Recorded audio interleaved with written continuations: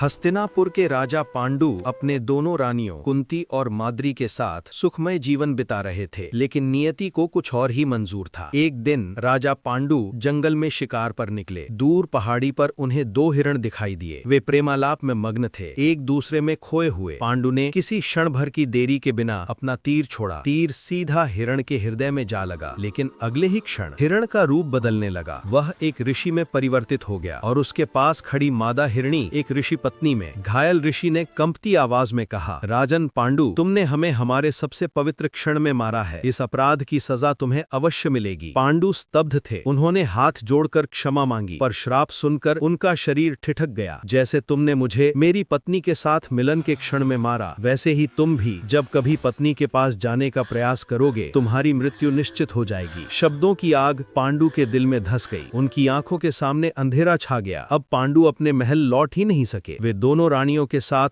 One में रहने लगे, मन हमेशा भय में डूबा हुआ। कुंती और माद्री उनसे संतान चाहती थीं, पर पांडु जानते थे पत्नी को स्पर्श करते ही उनकी मृत्यु हो जाएगी। श्राप उनका पीछा करता रहा, हर खुशी से, हर सपने से। सालों बाद एक बसंती सुबह माद्री फूल तोड़ने गई। पांडु उनकी सुंदरता देखकर स्वयं पर नियंत्रण खो बैठे। वे श्राप भूल गए और जैसे ही माद्री को छूने के लिए हाथ बढ़ाया, श्राप सत्य हो गया। पांडु का प्राण वहीं निकल गया। माद्री फूट फूट कर रो पड़ी। उन्होंने खुद को दोषी मानकर सती हो जाने का निर्णय लिया। कुंती अकेली रह गई, 5 पांडवों को अकेले पालने के लिए, और इस तरह एक क्षण की भूल ने महान राजा पांडु का जीवन बदल दिया और इतिहास को दिशा। यही है पांडु के श्राप की कथा, जो महाभारत का सबसे दर्दनाक अध्याय मानी जाती है। यदि वीडियो पसंद आया है तो लाइक कीजिए और सब्सक्राइब करके अपने दोस्तों को शेयर कीजिए।